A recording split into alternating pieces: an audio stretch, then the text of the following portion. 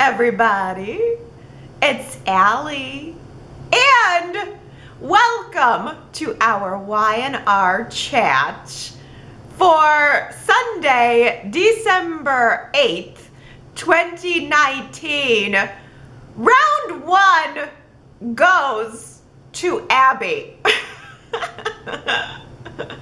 In this brand new epic rivalry between Abby and Phyllis, I would say that Abby scores the point. I mean, why wait around to find out what other mischief Phyllis is planning when you can just create your own mischief? Just create your own security breach and then use it as an excuse to fire Phyllis. It's brilliant. Abby is a hotel owner by day and a jewel thief at night. I like it. I like it a lot. It's a nice surprise coming from Abby. I like to see her coming out on top. I also really liked how Abby was just casually strolling out of that Grand Phoenix elevator with an open bag of jewels. Literally an unzipped, wide open bag with pearls spilling out of it. Like she was Santa Claus getting ready to go deliver some gemstones to the poor. And she bumped into Chance coming out of the elevator like, oh, my gemstones. Necklaces and bracelets go spilling out onto the ground. He goes down to help her with them like they were her school books. And she had this look on her face like, oopsie. Oh, I was a bad little girl. Do you want to punish me now, Chance? I have a feeling that Chance already knew exactly what she was up to.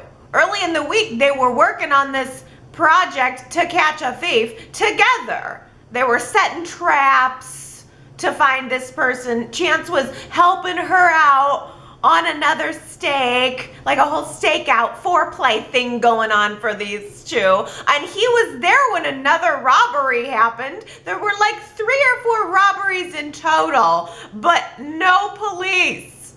Not a single one. And of course, now I was up here last week complaining about that being a story hole. But in reality, it's because Abby never called the police. Of course, it makes sense. It makes total sense now. I mean, if there were real crimes being committed, then there would surely be some undercover cops staked out outside the front door. And even Chance mentioned that he didn't see the police.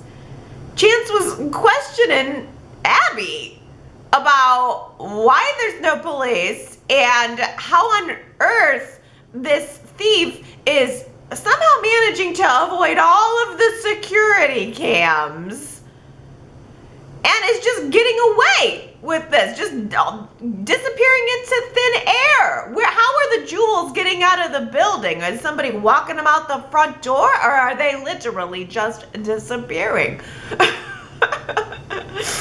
Unless maybe it's a ghost hotel. The Grand Phoenix is now, it can be billed on TripAdvisor as a haunted hotel. Well, now there's a real brand new tourist attraction for Sherry and Roz. No, I think Abby staged this whole thing in its entirety. This was her grand master plan. She was thinking that she was going to be smart and sneaky and surprise me. And she did. She was all of those things. She had me fooled. But I just don't think she had Chance fooled. I think Chance caught on to her while he was helping her investigate this. He wants to be the hero. He would love to be able to catch the thief and save the day for the damsel. So I think he knew it, and he figured it out, and he let her continue to get away with it, and I think he's all for it. I think he kind of likes this.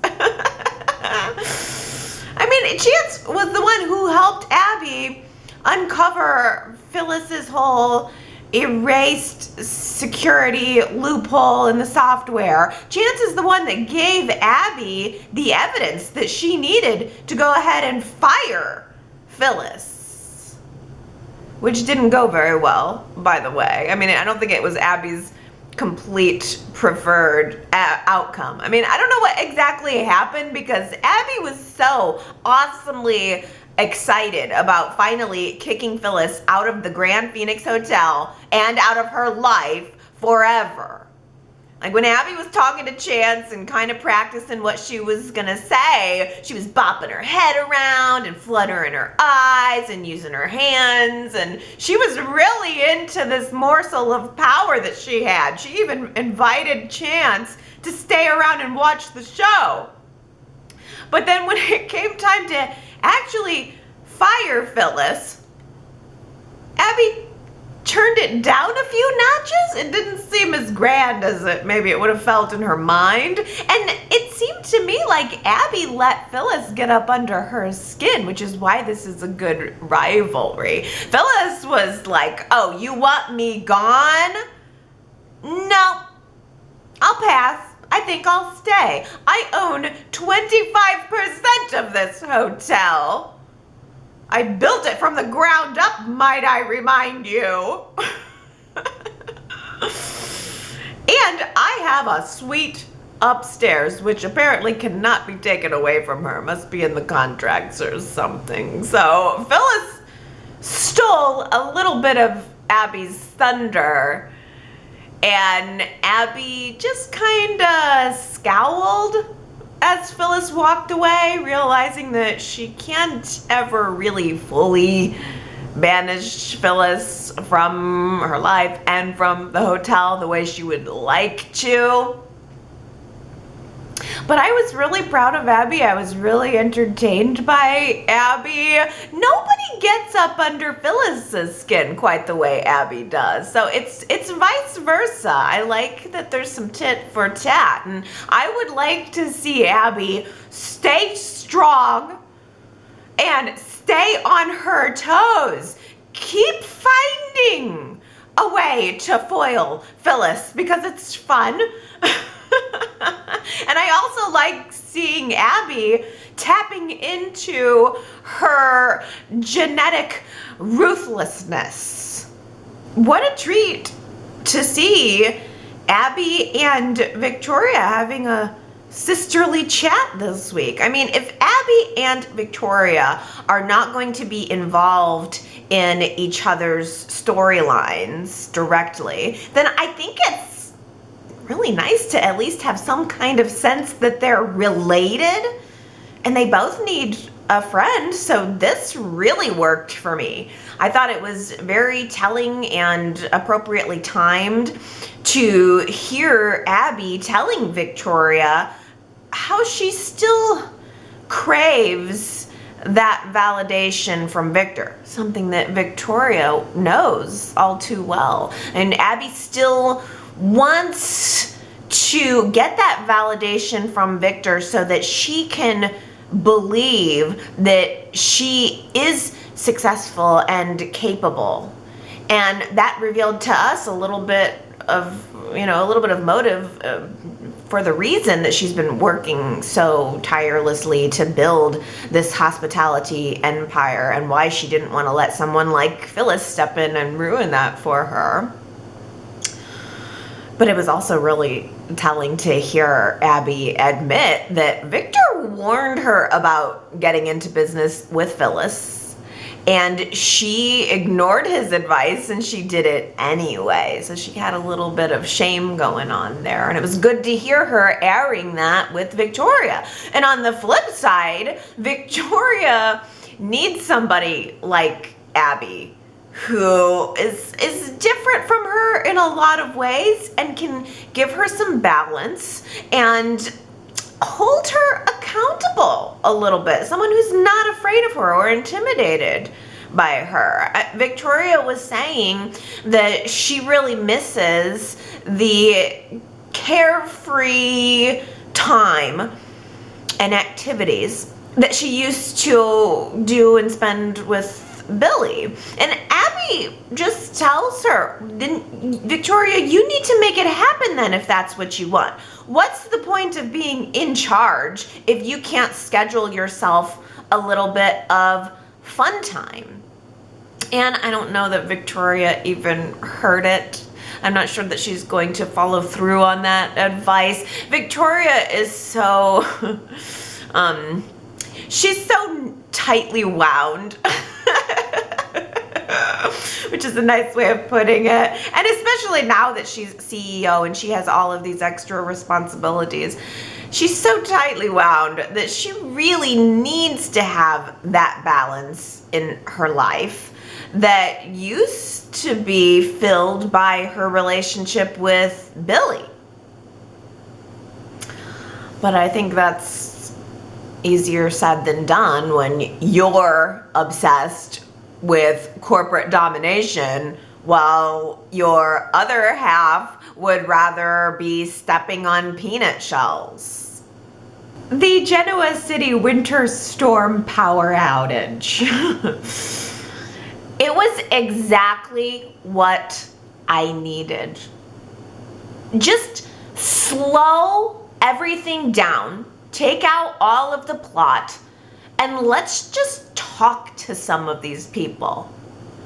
Let's just get to know what makes them tick, and then the next step will be to not change their personalities next week, please. Because I really enjoyed the opportunity just soaking it in, seeing what these people were saying, understanding where their headspace is. We saw 4 different pairings. 2 of them were kind of predictable. 2 of them were not that predictable. And I'll start with Victoria and Ray because this was the most perplexing to me.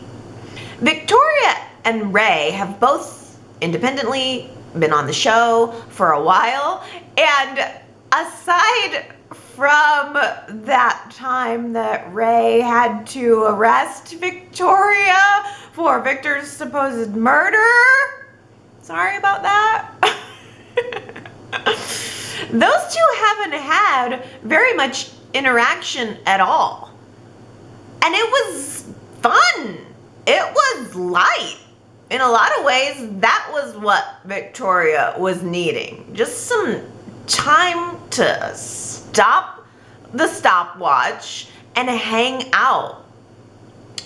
But I'm going to be bold and predict that this is not going to become romantic. It was fun, but I didn't get romance vibes from it.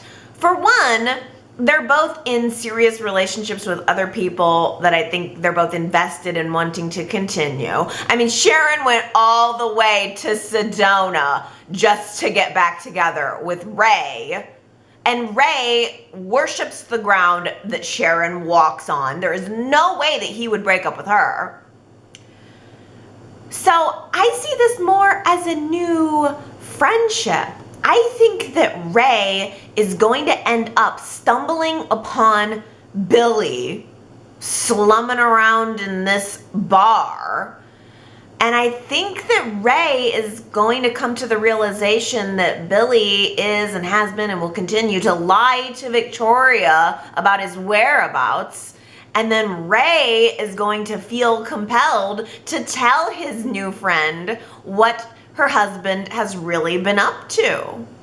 Does Y&R actually know what they're doing with the character of Billy?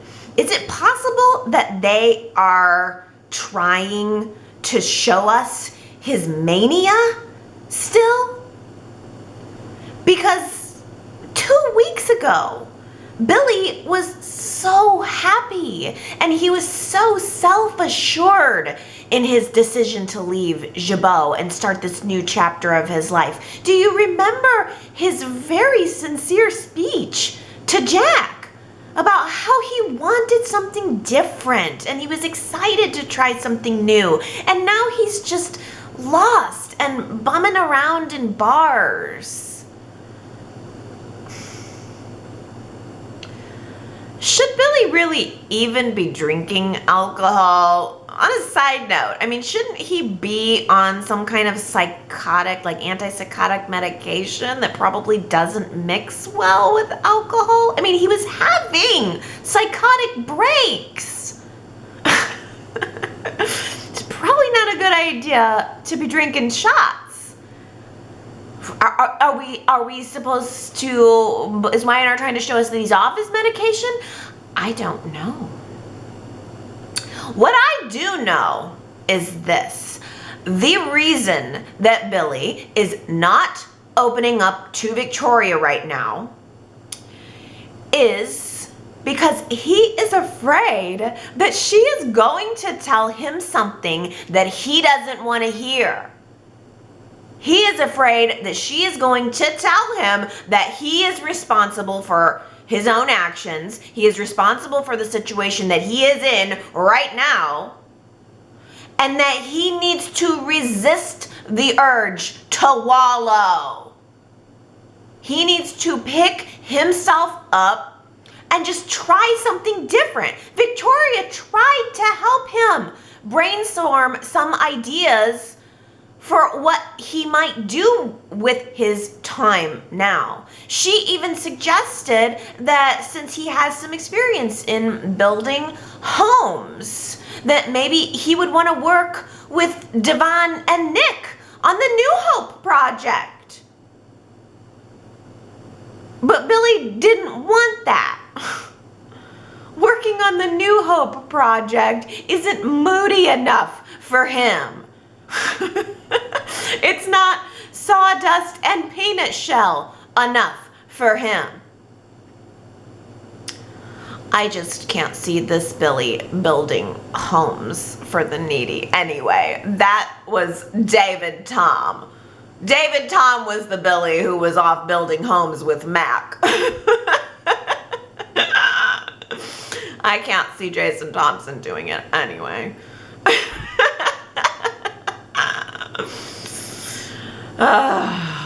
So, yeah, Billy and Amanda get caught together at the sawdust floor peanut shell pavilion because this bar has no other name. It's nameless. They just get caught there together during the Great Genoa City Storm of 2019. And not only that, but they ran into each other later on in the week, and they both seemed like they wanted to hang out together. They seemed like they wanted a repeat of their little chitty chat. And while I don't get any kind of romantic spark or vibe going on between Victoria and Ray, I think that Billy and Amanda might be being presented to us with a little more iffiness. So why don't we put a poll there for this week, and you guys can tell me if you think that something romantic is brewing between Billy and Amanda. YRChat.com. That's our poll question for the week. Billy and Amanda, are they on the verge of a romance? Are you picking up on a future love connection, or do you see them as just friends? I feel pretty certain that I'm going to be in the minority here, because I think that Billy and Amanda are only being connected because it gives two characters who need it a chance to open up and share some of their internal dialogue in a way that works much better than the whole voiceover sequence that we had with Billy this week. I am sorry, but using voiceovers to get the characters' internal dialogue is a cheap tactic. It doesn't feel right. It feels cheap. I think developing a friendship or some kind of natural confidant for that character, it takes much more time and much more effort, but it's much more effective for drawing out what is going on the inside of these complex characters. I think that the reason Billy is more comfortable in talking to a stranger in Amanda, or, you know, I think the reason he feels more comfortable talking to her as opposed to his therapist, or specifically to Victoria, I think it's because with Amanda, Billy can present himself as whatever he wants to. He can present whatever narrative of himself that he wants, whatever suits him. Amanda has nothing to compare it to. She doesn't know him. Amanda has no pesky expectations of him. There's no accountability. He can get away with saying whatever he wants. And likewise with her, she knows that Nate's fallen for her. So she can't exactly confide the gritty details of her life to him. So for both Billy and Amanda here, I think the connection that they're sharing boils down simply to there are no strings. Now granted, Billy has had some no strings connections with a few other women over time that did lead to, if not romance, then sex. At least sex.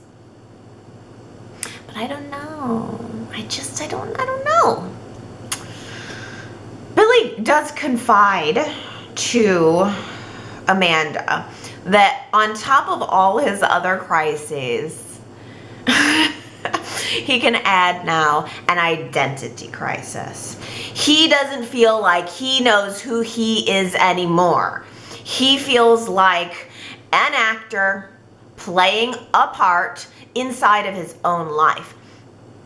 I think that was a great choice of phrase. I really liked that description. But he also said, and this concerns me, this is cause for concern.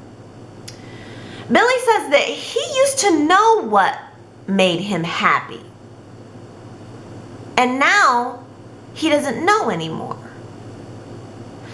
This is a problem. This is one of those red flags, because Billy was saying to his therapist last week that Victoria and the kids were what made him happy. He knew that for sure. They were the one thing that he knew for sure made him happy. And now here he is sitting in a bar alone, dodging Victoria's phone calls, feeling lost, feeling lonely, when frankly, he doesn't have to be. Billy is becoming more and more isolated, and he's doing it to himself for seemingly no good, solid reason. The one thing I will say that blows my vote and blows my idea that it's not going to be a romance between Billy and Amanda is this. I think Y&R's about getting ready to can Jason Thompson. I got nothing to base this on except for my weird intuition, but I think they're getting ready to get rid of the character of Billy, at least for a little bit. I mean, we can talk about this a little bit more when it comes 2020 prediction time, because I have a really big juicy prediction for you. Again, based on nothing solid, I just feel that Billy is going the way of Kane. call me cynical. And if that's the case, then of course his relationship with Victoria is doomed. And of course we're going to need to create a new love interest for Victoria eventually. We'll see, we'll see. When it comes to Amanda, she was speaking to Billy early in the week about the guy who was trying to hit on her in the bar. And Billy was kind of apologizing for what had happened. And Amanda said, no, this is not my first time dealing with something like this. Some men just think that they can behave however they want when it comes to a woman. And then we also saw separately Amanda, again, tracking somebody's car on an app on her phone. So I think it's becoming a safer assumption that maybe Amanda is running from an abuser, maybe an abusive ex, and she's obsessively tracking this person's car in order to make sure that he's not within a certain distance from her. And maybe she's hiding in bars because she feels safe that he would never look for her there. I don't know, that's also a bit of a leap. I mean, we really only got, that's all the crumbs that we've got. I've basically taken two little tiny crumbs, the comment that she said to Billy and the fact that she's tracking somebody on her phone. I've taken those crumbs and spun them out into some kind of plausible prediction, but I'm hungry for more than just crumbs. At the end of the day, or at the end of this week, we barely know anything more about Amanda than we did on the day she showed up in town. I thought that the scenes at Adam's penthouse and also at Nick's estate were really important for establishing some roots of the two couples that we know are coming. We know the romantic connection is coming there. And I tried really hard to listen to every word that was said because I'm also hungry for knowing what's making these characters tick currently. I want to know them. That's most important to me, even more so than the plot and the story. I want to see that character consistency. And so I was really especially zoned into the scenes with Adam and Chelsea because I've been having such a hard time connecting with those two individually. And I've also had kind of a hard time wanting them to be together again as a couple. I just don't feel like I have enough reason. But my most important takeaway from the Adam and Chelsea storm scenes was this. They are not only connected by having a son. Connor is not the only thing that is bringing them together. Connor also has saved their individual lives. Having a son has given both of them individually a purpose in life, a reason to rise up and to be better and to fight harder. And that's something else that Adam and Chelsea have in common as people. Now, if only the characters' actions could match that, I'd be happy. I mean, Chelsea is saying Connor gave her a reason to be better, but she was still pulling shady cons a year ago, and Adam tried to walk out of Connor's life forever 3 months ago. But I'm going to go with it and hope that that's the new direction and that Y&R sticks with it. Connor saved Adam and Chelsea's lives, so now they are committed to saving his life. And that will be also the bond that ties them back together. That and junk food. I mean, when all else fails, junk food to the rescue. It's the very best therapy I've always found. Oh, Adam and Chelsea were getting along very well on Friday, weren't they?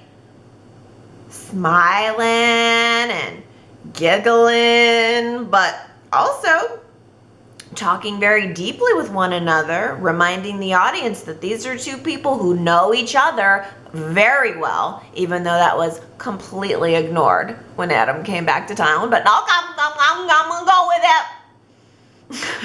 We're back on track and I'm happy for that. So you go ahead, you pick up those brownies and those corn chips to bring home to Connor. Fine. Bring the kid some junk food after his final therapy session with Sharon. And I say final therapy session with Sharon because Connor has officially told Sharon that her services are no longer needed. Connor says he is cured. He has come up with a chant. That's not creepy. He's come up with a chant that keeps the monsters away. So Sharon can just turn around and walk her tight leather pants right back out the front door. Connor doesn't need her. Can't beat 3. Mom and Dad and me. And Dad's sexy ex-wife don't fit into that scenario.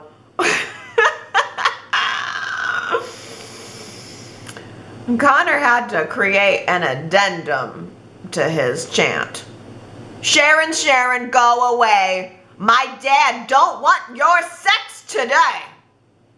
I'm a little bit concerned about Sharon now, actually, because even though Connor fired Sharon,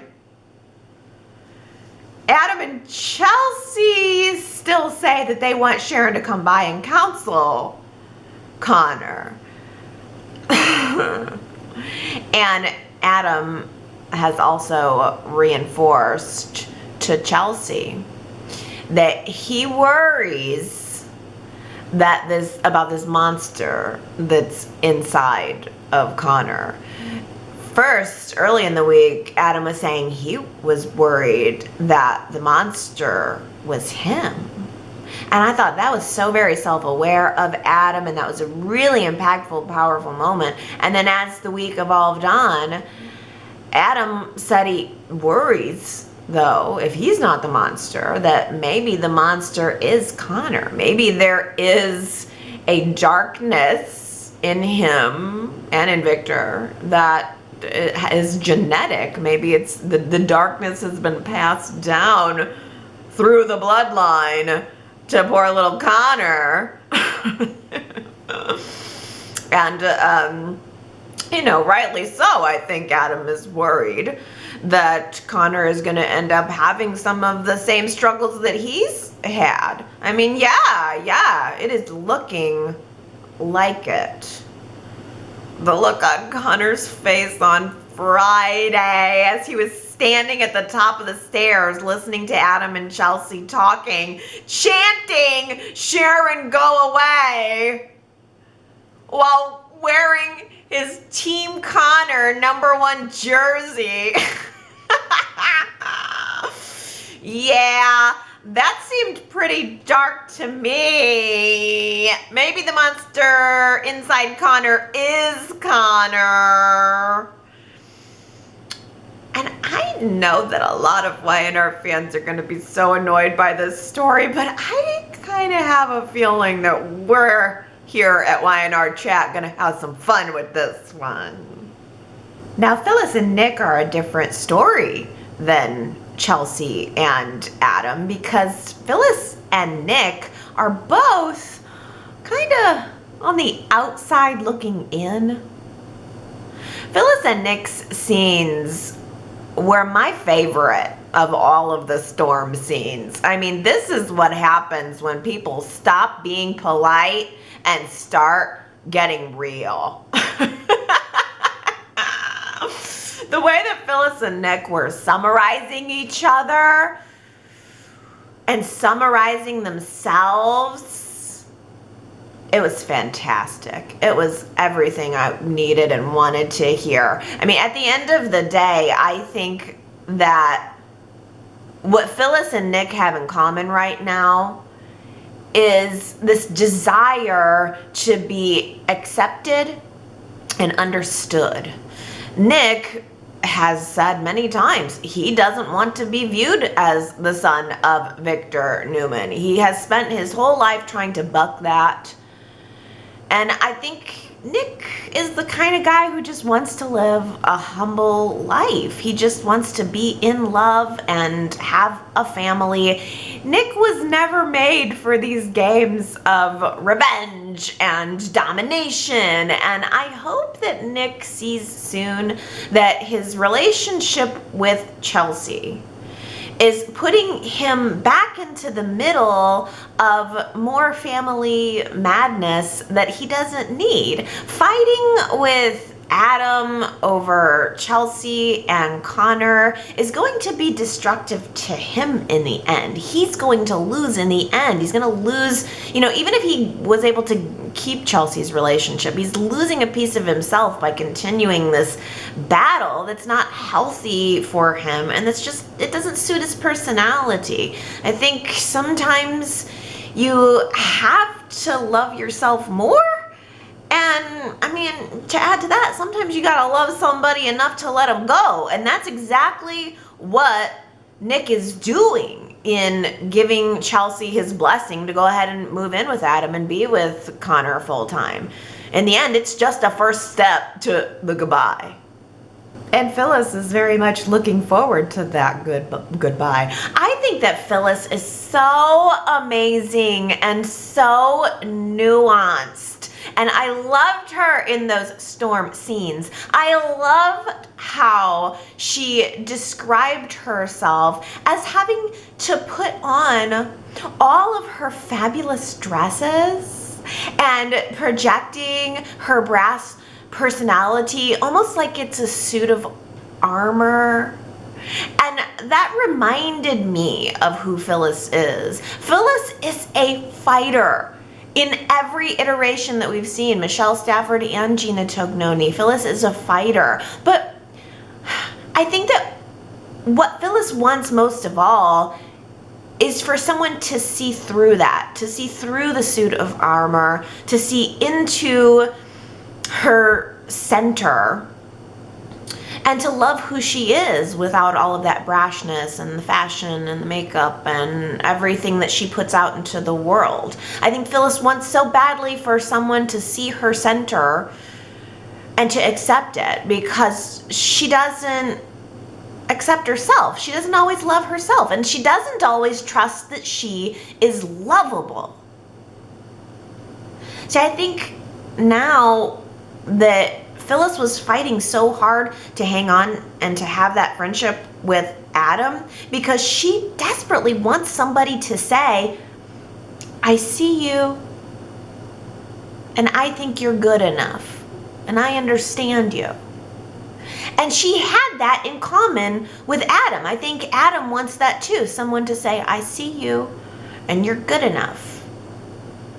And Phyllis maybe was hoping that she and Adam could do that for each other. But since Adam is otherwise occupied and has turned Phyllis down cold so many times, maybe Nick can be the one to do that for her. It was very tender between them. It is clear that Phyllis wants intimacy so desperately. If those lights hadn't come back on, it would have got even more intimate between Phyllis and Nick, I think. She was getting ready to come up behind him and maybe give him a little snuggle, maybe a butt squeeze, maybe an ear nibble. She was going in for it. And I gotta ask you, chatters, what do you think that Nick's reaction would have been if those lights hadn't come back on conveniently a millisecond before she was going in for the butt squeeze? Oh, it's not even a hard question. I can tell you exactly what Nick's response would have been. Has Nick ever said no to sex even once in his life. Nick is so easy to manipulate.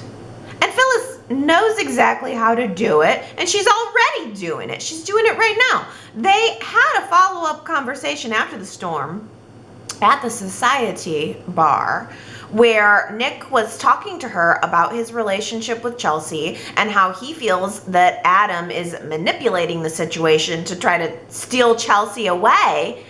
And Phyllis sat there and agreed with him. She told Nick that she thinks that Adam is working some kind of underhanded plan here. Wait a minute, Phyllis. Did you just throw Adam under the bus? In what way has Adam given you any indication that he's manipulating Chelsea? I mean, he is. Subtly. But again, I mean, manipulation is one thing, trying to get what you want is another. But Phyllis has been team everything Adam does is brilliant for weeks now. And now that she's found someone's attention that she wants more than Adam's, she jumps off of Team Adam and onto Team Nick. It is so desperate. And it is so transparent. She tells Nick basically the same thing that everyone has been telling Nick, that maybe it's time for you to cut and run. Chelsea is not good for you anyway. Stop fighting so hard to save a relationship that is already over and just move on with your life. And she's right. Phyllis is right to say that. But now she has a motive for wanting to free up some of Nick's time. Devon and Nick are such a good new friendship. I love that Y&R is giving these two guys some scenes together. These are my sweetheart scenes. Like, I love Devon, I love Nick. Snuggle me into a Devon and Nick sandwich and I will be a happy girl. I like the Nice Guy Club. And I think that Devon especially really needs someone to vent his frustration to, because he's seeming really angry right now. Chance talked to Devon this week and finally tells Devon that Colin escaped. And Devon is immediately enraged. Devon should be enraged at the team of people who he paid to verify and authenticate this new will. Did Colin pay those guys off too? I can't let that go. But Devon also gets no update from Kane over the phone, exactly like we predicted. Daniel Goddard is done filming his scenes, but you know we're going to be seeing characters like Devon and Chance taking phone calls from Kane for weeks ahead until this awful storyline is resolved. Because it's not resolved. I asked you guys last week if Y&R gave us a good goodbye to Kane Ashby. 98% of you voted that you were disappointed with this ending. 2%, 2 whole votes, felt that it was pretty good overall. I mean, that is the smashingest, dunkinest, slammingest, dunkinest poll I think I've ever put up. I suppose I should have phrased the question differently, because the fact is, did Y&R give us a good goodbye to Kane Ashby? No, they didn't give us a goodbye at all. There was no goodbye. There was no resolution. There really was no ending. I mean, if I didn't know that Daniel Goddard was done filming his scenes, I would think that we would be seeing Kane again in a few weeks, that he was just going off to do some searching, maybe some vacationing for the actor, and that he'd come back onto the screen. But that's not happening. any resolution we get from Kane is gonna be somebody taking a phone call from him or getting a packet of info in the mail. Or nothing at all. It's also possible that there will be zero follow-up on this. One thing that occurred to me about the way that this exit was written, is there any chance that Kane's search for Colin will lead him to Los Angeles? Is there any chance that Kane is gonna go searching for Colin, not able to find him, and end up in LA making himself at home among the Spencers and the Forresters?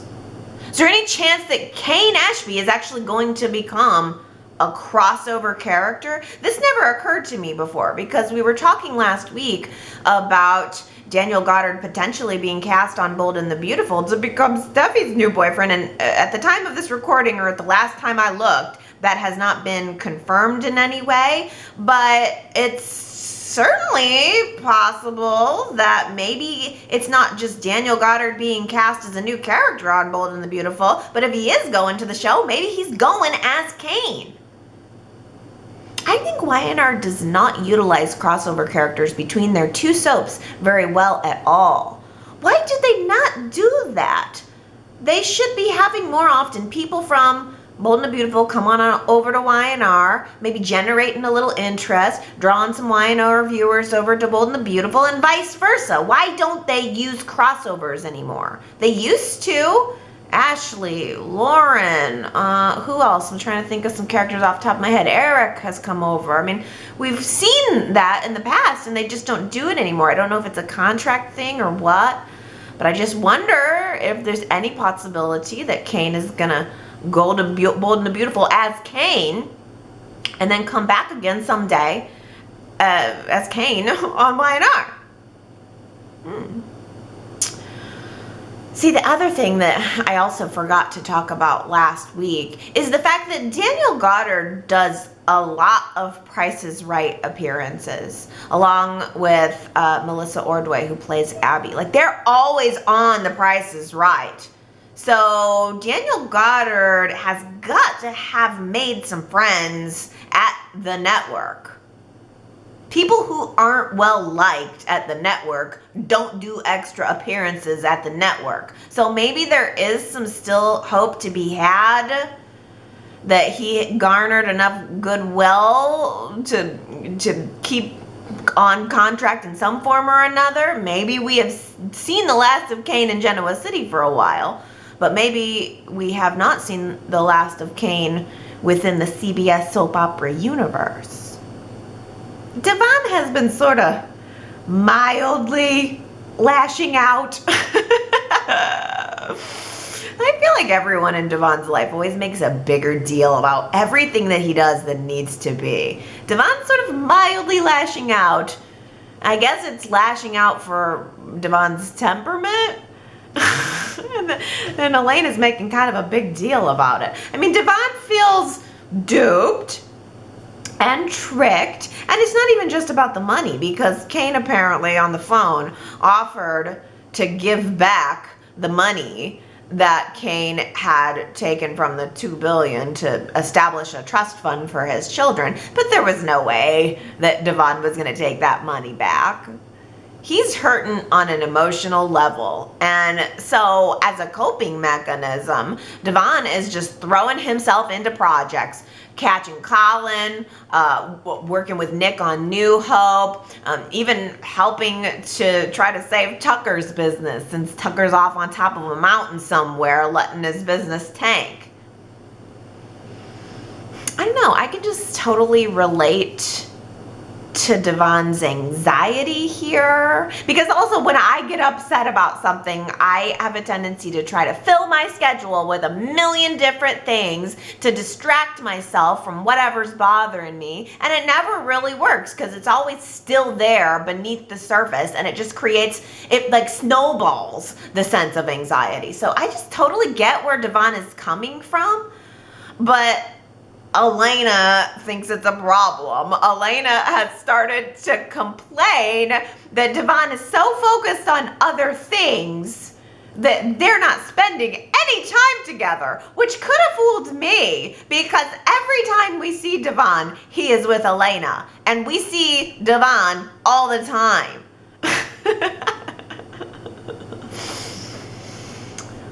But Elena needs to be placated. Devon making Elena unhappy just turns into Elena making Nate unhappy. And she is no more Mrs. Nice Gal when it comes to her opinion of Amanda, and she is not afraid to share her opinion with Nate, which only makes Nate want to defend Amanda more. Nate did convince Elena to admit to herself that the real problem here isn't Amanda. It's that she's craving the attention and the intimacy that she used to have with Devon and apparently is not having now. Maybe Devon is subconsciously craving that intimacy too, because he decides, after talking to Elena, that maybe she's right and he needs to chill out and take the afternoon off, and Devon ends up falling asleep on the couch for a minute and waking up inside of a dream where he's sitting on the exact same couch, and he's waking up from a dream and Hilary is sitting right beside him on the couch. And I know it was Hilary because her hair was long and curly, not short and straight like Amanda. That's how I know. But Hilary was so nonchalant about Devon's bad dream, and she was so reassuring to him that everything's fine, everything is as it should be, that I have to tell you, for about 5 seconds, I actually thought to myself and started to believe, is there any chance right now that Y&R is gonna run with this? I had 5 full seconds of thinking to myself, was Hilary's death all a dream? Is there any chance that Y&R is going to tell us that Hilary's death was all a dream? Lily never went to prison. Lily and Kane are just off living happily ever after somewhere now near the kids' college. Neil is with them. He's happy and healthy. Oh! For 5 seconds, I had such a sense of relief. It just felt so good to believe that there was any chance that the universe could reset itself so easily and so beautifully and perfectly. I would love that. But then I realized that 99% of the other Y&R fans in the world would hate that. And plus, it quickly dissipated when Hilary then, inside of the dream, turned into Amanda. And I know that it was Amanda because her hair was short and straight, not long and curly like Hilary's.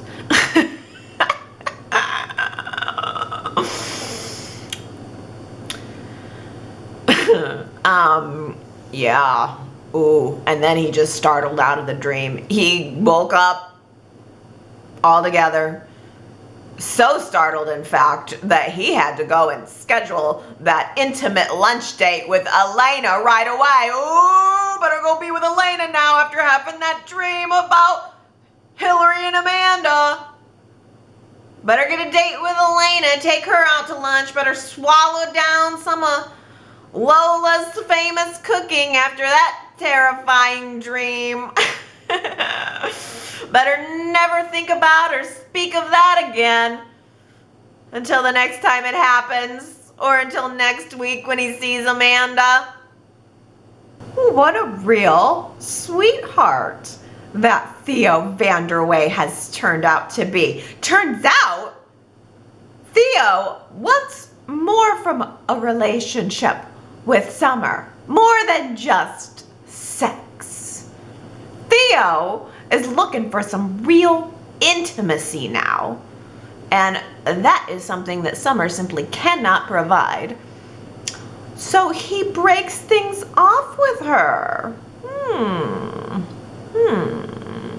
I don't know if that means that Theo doesn't really want Summer, doesn't think that Summer is the match, or if he just thinks that Summer doesn't really want him. But either way, I mean, isn't it funny that Theo is finding himself on the exact same path as Kyle was? As we saw Kyle take his transformation from party boy to into the marrying type, into the long-term relationship type.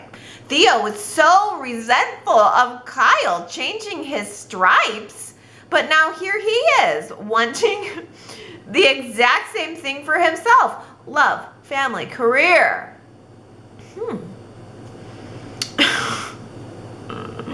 What could have caused such a change in Theo?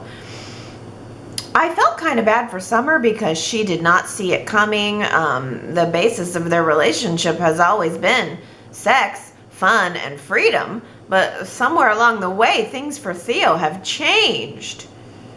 Maybe it changed during one of those long, meaningful talks that he was having with Lola. She has that effect on men, apparently. Ugh, look at that. A big old gray hair.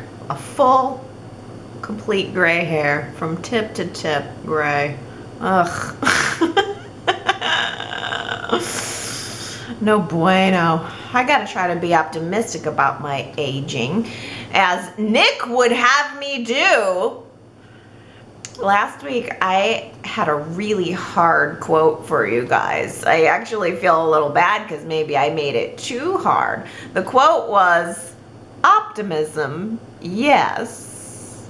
And Nick was the one who said it. He was talking to Victoria about, you know, life and outlook about things in general, and I just felt like, yeah, it was kind of a cute little moment with Nick because he was wanting to rant and Victoria was trying to be his cheerleader, and he pulled himself back and said, optimism, yes. I think Victoria is going to end up needing some of that optimism in the weeks to come, as will I, as my hair continues to gray, and I intend to just let it go. But be sad at the same time. Well, I tell you, I knew that was going to be a hard quote.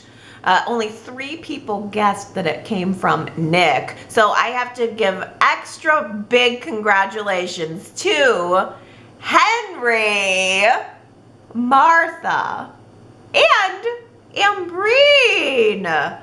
Congratulations, you guys. You guessed it right. But can you do it again? I think this one might be a little bit easier because it just stood out to me like a gong. Who said this apropos of seemingly nothing? Platoon of hamsters just ferociously spinning on a wheel. As soon as I heard that line, I was like, well, I know what the week's quote is. Platoon of hamsters just ferociously spinning on a wheel. Who the heck said that? If you think you know, you should go to yrchat.com to leave your guess. And if you get it right, I will give you your shout out on this next week's Y&R Chat. Well, let's get down to your comments, starting with Ellen, who wanted to weigh in on Theo's full gray plaid suit that I thought was very dorky. But Ellen says, I thought he looked really sharp. It's good to see something other than the same old boring suits. It's all in the eye of the beholder, I guess. When it comes to hair and suits, I don't think men should have to go through the Ken doll factory and all come out looking the same. Viva la difference! Ellen says. Oh, see, I love difference, and I do totally agree with you. Men just don't have as much exciting fashion options as women do. And I am all for Theo's otherwise sassy style, but those gray plaid pants were too tight. They were too tight and not in a flattering way. The all plaid, the print of the suit doesn't bother me at all, but we either needed to let those pants out a few inches, or we needed to pair the gray plaid jacket with maybe an appropriately fitting pair of black pants. He looked like Pee Wee Herman to me, standing there in that thing. But you know, the other thing is, can I make a mom comment for a minute? This is such a mom thing to say, but I think that young men these days are wearing their pants too tight. Again, it wasn't the print of the suit. The pants were too tight. I was out to dinner the other night this week, and all the guys who were the wait staff, young guys, the wait staff, their pants were just, it's like the skinny jeans phenomenon or something, which works for jeans, but if you have on slacks, there should be a little bit of give in them. I mean, I'm from more of a baggy pants kind of era, we'll say, but I think the whole skinny jeans thing has really ruined it for guys. I mean, women have been wearing too tight pants for a long time. That's a whole separate discussion, but guys are doing it too, and it's not easy to pull off. I mean, maybe, as you say, the guys who can go through the Ken doll factory, maybe they can pull off some tight pants. Kane, for instance. Now, Kane does tight jeans. They hug his body in all the right places. But slacks, suit, they don't have any give. There's no texture to that material. It just shows everything, and not necessarily in a good way. And I noticed this trend in reality, but also on Bold and the Beautiful. When I was watching Bold and the Beautiful, some of the things that they put Liam in, I could not believe it. The pants were just too tight, and it just looks dorky. It just looks like they're gonna be picking creepers the entire day in these tight dress slacks. So for me, I think Theo is real sharp. I mean, some of the other things he's worn, like he's done some cool suit jackets with some cool jewelry pieces. In fact, Theo also has, I think it's his pocket watch fob that's up on his suit jacket that looks real sharp. I love it. I love the jewels. I love the print, but man, those pants were too tight. If you didn't see it, you should go to yrchat.com because I screen capped it, of course. Now, now on the topic of some guys who can pull some stuff off and some tight looks off, Ambrini says Michael Mueller, the actor who plays Kyle, gave an interview, and Ambrini left me the link, and I have to admit to you, Ambrini says Kyle in the interview, the interview's good, but Kyle has some sexy photos in it. You're welcome. Okay, so you got me with sexy photos of Kyle. So I clicked the link, did not read a word of the interview because I was so taken with the photos. You guys find the link. If you go to yrchat.com, it is in the daily watch and chat thread for this current week, this last week. And oh my goodness, he is a really good looking guy. I mean, he is really, really sexy. It was hard to get through those photos and then keep on track with the rest of my day.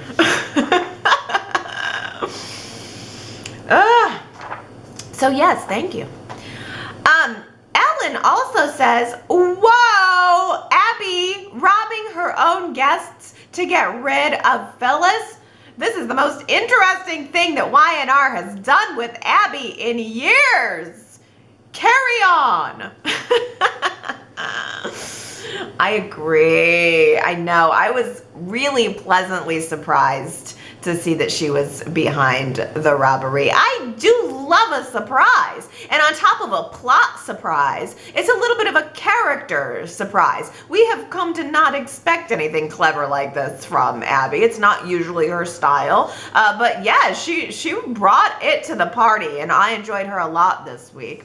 Superplex asks, the interesting question is, will Goody Two-Shoes Chance do his sworn duty and bring the culprit Abby to justice? Or will he decide to do what Ray did after discovering that his wife, Mia, was the one responsible for assaulting his sister Lola?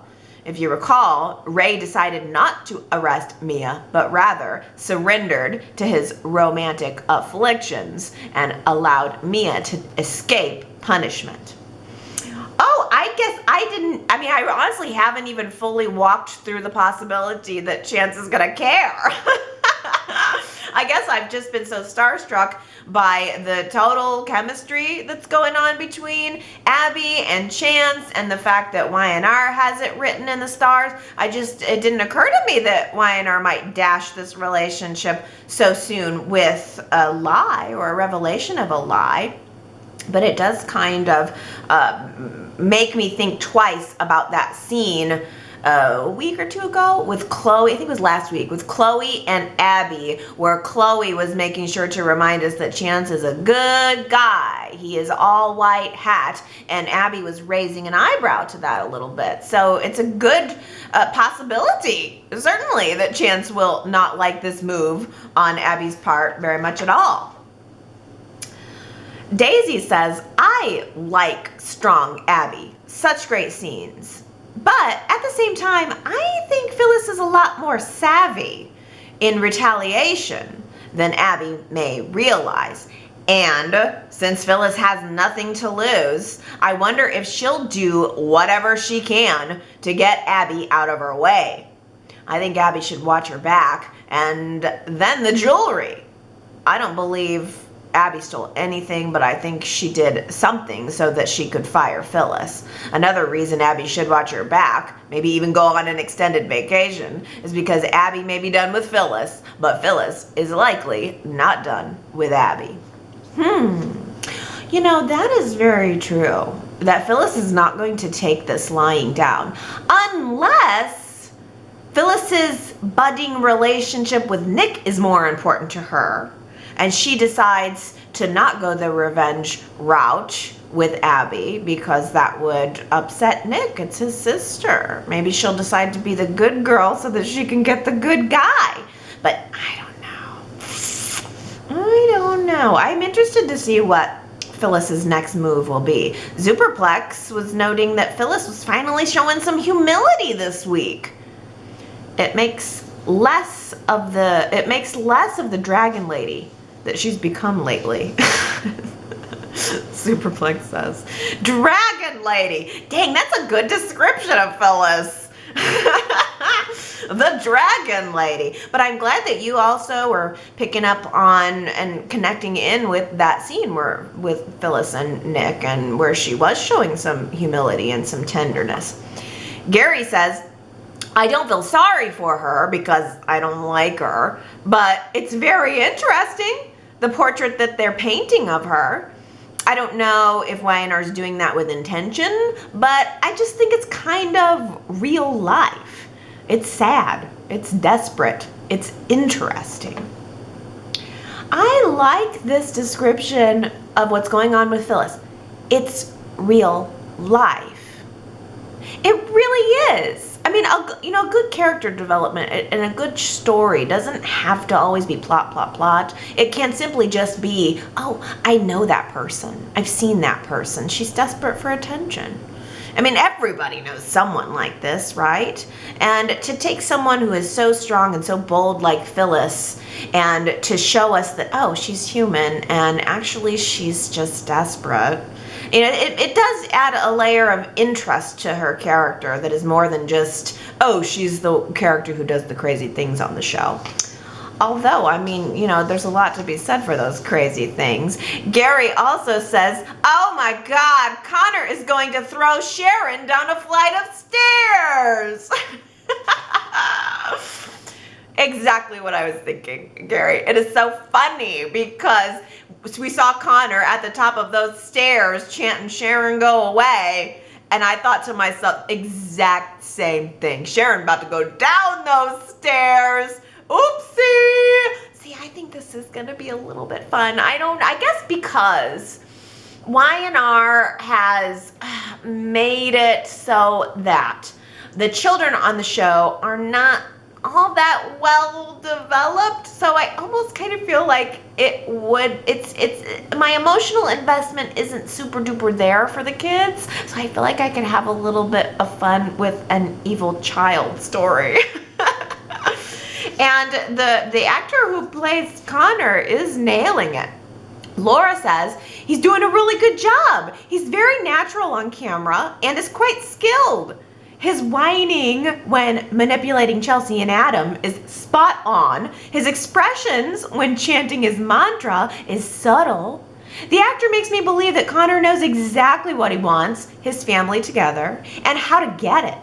I believe he feels monsters, but knows how to use it to keep Chelsea and Adam together. His monster is the fear of losing his family. What I mean to say is that he's a very sophisticated actor because he's not overacting. They must be so proud of him on the set. Yes, I know. I agree with the accolades for little Connor. And how poignant. His monster is his fear of losing his family. Oh, which is exactly what happened when Adam went to Vegas. And which is exactly what would have happened if Simon would have successfully kidnapped him. Oh, that's so true. Yeah. And I agree. He is so subtle in his manipulation of Adam and Chelsea. It's fun to watch. I would consider this a successful storyline. Although I have seen some comments that came through this week that didn't like Connor, but they were not a lot of substance to them. Just, I hate Connor. Get this kid off my screen. Those comments don't get approved.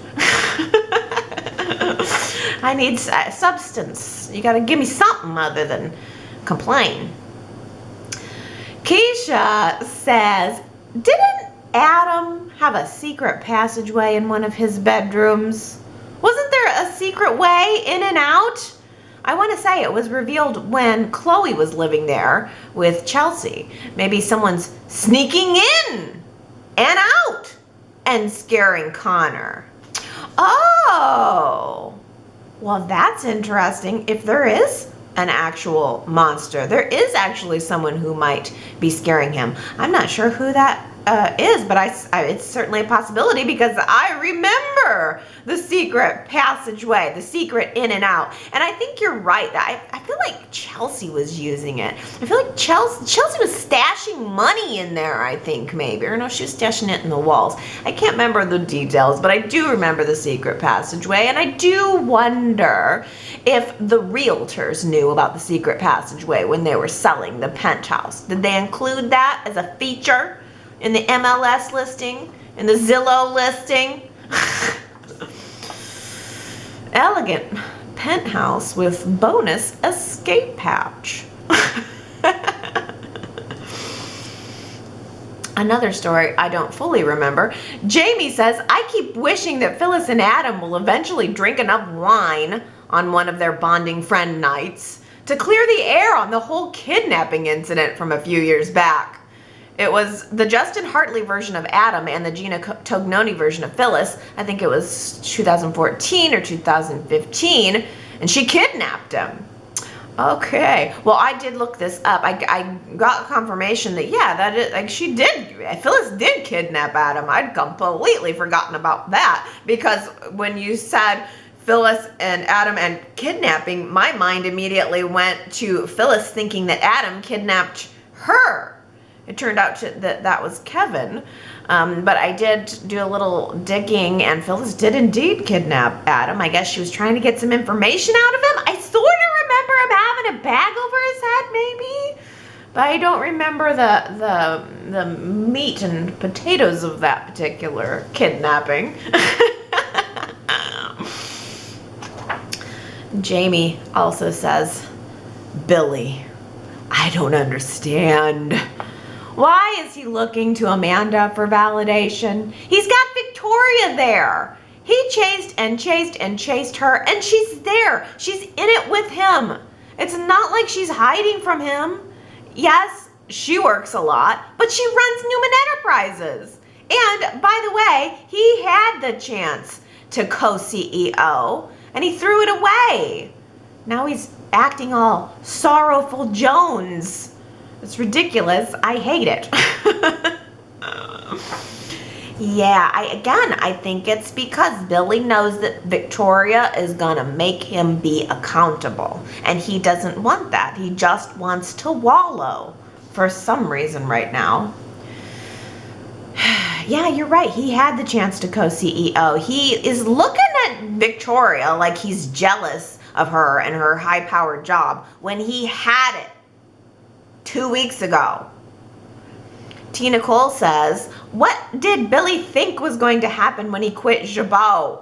He was so certain to Jack that this was the correct choice. After one therapy session, his mind was made up. But the second he quit, it's Billy again, lying to Victoria, where he's going to a bar instead of talking to Jack like he told her he was. Billy said he couldn't overcome Dark Billy without Victoria, but now it looks like he is pulling away from her. Victoria is needed for Dark Billy, but career lost Billy. Victoria is out and Amanda is in. Well, you know, that's why I'm saying either they are trying to show us manic Billy, or they're just getting ready to ditch the character.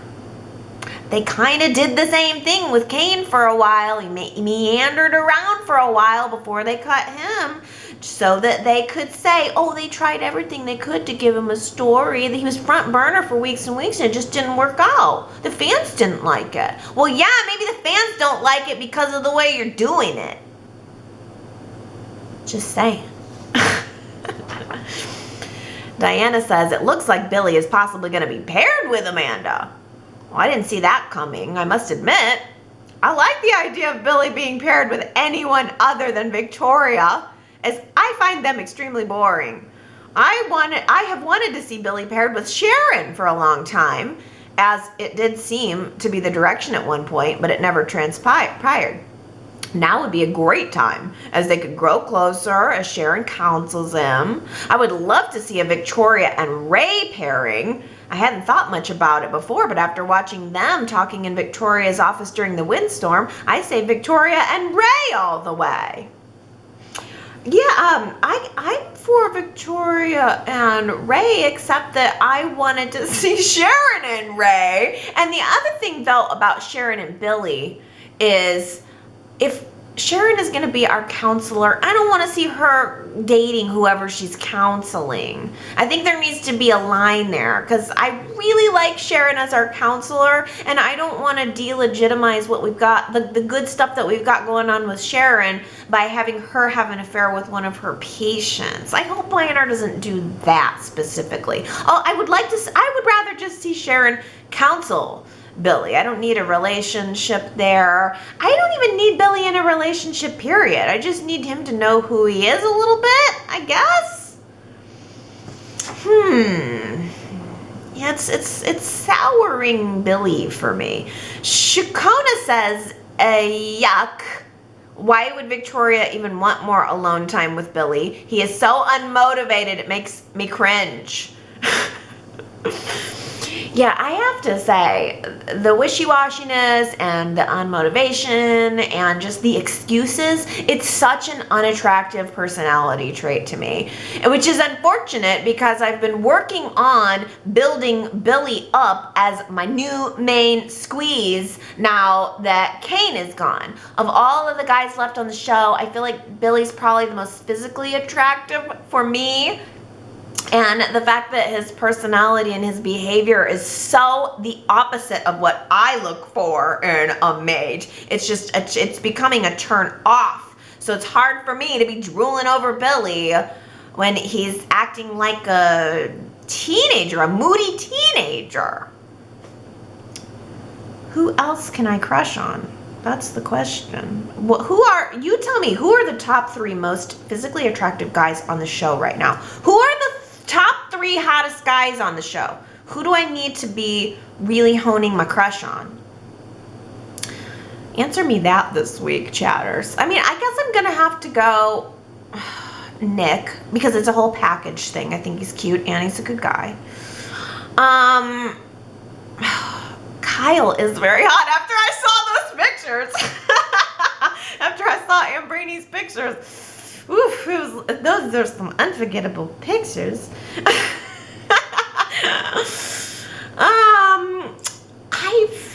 I feel like I would say Neil if Neil was still around. I love Devon. He's not as like super physically. I'm more attracted to Devon's heart. But I mean, he would be up there because, he's a sweetie. But who else? Who are the hottest guys on the show right now? Who am I missing? You tell me this week, chatters. Give me 3. Give me 3 of the hottest guys that I need to start working on crushing on, because Billy has definitely lost his luster. Leslie says, it just occurred to me that Hilary was somewhat famous, at least famous enough for Amanda, or at the very least, somebody who knows her, especially being so close in Madison. She had to have known that she was her doppelganger. I would think in Madison, people would have been stopping her, thinking she's Hilary. I can stretch my beliefs, but this one irks me. Wouldn't you do a secret DNA test if you were Devon? A secret DNA test. That is what we need, right? Because I struggle every week to not call Amanda Hilary. It is a full-time mental capacity consumer to not call Amanda Hilary. I wish that we would just find out that she was Hilary. Jana says, I had previously thought that Amanda was from far away, but to find out that her previous home was as close as Madison is ridiculous. Being that close, she had to know of her overwhelming resemblance to Hilary. I agree that a DNA test would be a great idea. Is there any chance that Y&R knew what they were doing when they mentioned that Amanda is from Madison? That was her last town that she was in. Is there any chance they knew that and they are establishing the Amanda is really Hilary story? Like maybe whatever happened to Hilary that made her not be dead, it just carried her a couple towns over? You know, like how that happens sometimes. I'm not sure. See, I feel like I've been so hard on this new writing team. If I would have waited a week complaining about the jewel thief at the Grand Phoenix, I would have had a really nice, good surprise. I blamed a lot of everything at the Grand Phoenix on the writing, and the truth was they had something in store for me just 1 week later if I would have waited for it. But I find that that's some of my issue with this current writing team. I feel like I am usually wanting to be about 1 week to 2 weeks ahead of them on the speed of the story. I mean, these guys came on and they wanted to restore the show to the Bill Bell style of storytelling, and it's real easy to go back and idolize the Bill Bell style of storytelling, but the truth is it was slow and it doesn't work as well in a fast-paced world of storytelling of today, when there are so many other shows that are boom, boom, boom, boom, action, action, and when we, again, as soap viewers, have evolved past that. We expect a little something different. This is like the writer coming on and saying he wants to do things XYZ and is very disregarding of what the fans are expecting and wanting at this point. Oh, I'm not going to turn this into another week of complaining about old Josh. So I just need to move on. Daisy says, Elena needs to stop undermining Devon. He's going to deal with what happened to him in a way that works for him, not in a way that makes her feel loved by him. And if she's getting a vibe from Devon that he doesn't love her the way that she needs and wants to be loved, then maybe she should take a look at another relationship. Oh, Daisy, that is some truth right there. That is a truth bomb right there, because I said it last week, but I do feel like Elena has made some big, strong personality leaps just in 2 weeks. I mean, she was so cool and laid back with Devon, and they had this really idyllic relationship, and now all of a sudden she is angsty with Amanda last week and angsty with Nate this week. Angsty with Devon this week, acting like he's not giving her what she needs, when we as the viewers haven't seen that. It's tough because, yeah, I mean, the pacing needs to be there, but you also have to fill in the gaps in between. Elena went from 0 to 50 to 100, and we didn't get this much by way of those in-betweens. And I think it's going to be a bad look on her. I think next week she's going to continue to do this with Devon. She's going to feel ignored or whatever, and she's going to get paranoid, and then she's going to get more paranoid and more paranoid, especially when we add in Amanda. And even more paranoid when we find out that Amanda is Hilary.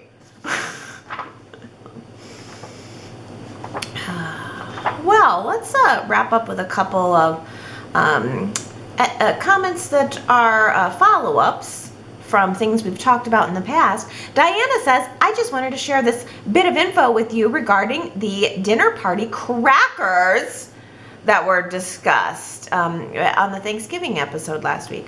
Diana says, you should think about picking some up for Christmas this year. They definitely add a little bit of fun to the dinner with family and friends. You can find them at the department stores and even the dollar stores. The more expensive ones are about $12 for 6 of them, and the more expensive they are, the better prizes are inside. Usually they're opened at the dinner table by everyone at the same time. You pull them, they make a loud sound, and they're a good conversation piece at the table. They have all different beautiful designs on the outside, and they're seasonal, so you can find them at Easter as well. Huh, wow. I mean, I love that. It's a party favor. That's so wonderful. Now, Diana, I know you're in Canada, so I wonder, is it more of a Canadian Thanksgiving tradition? I just am so surprised that I've never seen them. I've never heard of it. Maybe it's something that's gaining some popularity, or maybe it's just something that just never happened in any of the Thanksgiving traditions that I've been exposed to. But I kind of love it. I want to know what else is inside of them. That is kind of a fun little thing, and I bet my daughter would like that. Yeah. Good follow-up. Oh, also as a follow-up, Ambrini says Sunday, which is today, is the Opportunity event in Toronto. I think Diana had also mentioned this. Ambrini says, if anybody's going, please dish us all the details. Q&A, what they are like in real life. It says no videos, so no chance it'll be on YouTube. I'm regretting not buying tickets now because they will be so close to where I live. And it'll be some of my faves. Lily, Adam, Sharon, Michael. Michael has posted some fun stuff on Twitter. I didn't know he could speak French. He has so much energy. I wish I had that. And then there's a link. I guess Michael and Esther were on local TV promoting the charity event. Oh, well, okay. First of all, is Lily going? Crystal Khalil's going? Crystal Khalil is doing a fan event? Huh, she's not on contract. I'm surprised. And Adam and Sharon and Michael. Oh, I'm not surprised at all that Christian LeBlanc is a whole lot of fun.